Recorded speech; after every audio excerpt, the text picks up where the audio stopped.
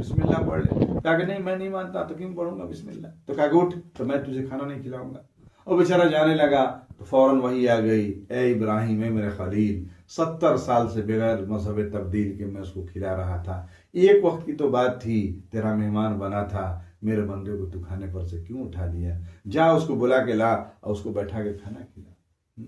और अब इब्राहिम अलैहिस्सलाम भागे और जा करके कह रहे हैं कि नहीं भाई चलिए, आप जो कुछ मत पढ़िएगा, लेकिन चलिए हमारे घर पर खाना खा लीजिए। लेकिन तो कहा कि अभी तो आपने हटा दिया, फिर क्यों कह रहे हैं?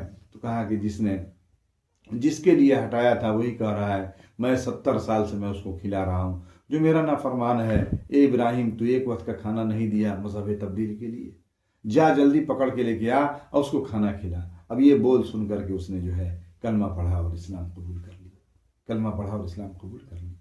तो इसलिए ज़रूरी है आदमी मेहमान का एहतराम करे, चाहे पुराना मेहमान हो, नया मेहमान हो, सबकी इज्जत खातिर। मुसाफिर हो, कोई गरीब हाँ खाना हमसे मांग रहा है, हम बैठा के खाना खिला दें, खाना खिला दें। हाँ, बड़ा सवाब का काम है, बड़ा सवाब का काम है।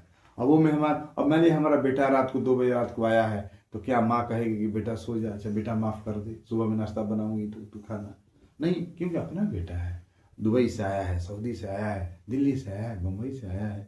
तो जिस तरह से आपने अपने बेटे को आपने समझा, कोई यतीम आया तो कहा बैठ जाइए, रोटी तो नहीं है, हम तो 2 मिनट में बना के ला के दे देते हैं। अब अंडा जो है आसानी से 1-2 अंडा बना सकती हैं, रोटी बना के उसको खिला दीजिएगा, झोलियाँ भर भर के वो दुआएं देगा। किसी गरीब की दुआ लग गई तो आपकी 7 नस्ल चमक जाएगी, किसी गरीब की दुआ लग गई तो आप हमेशा के लिए खुशहाल हो जाएंगे। कहा कि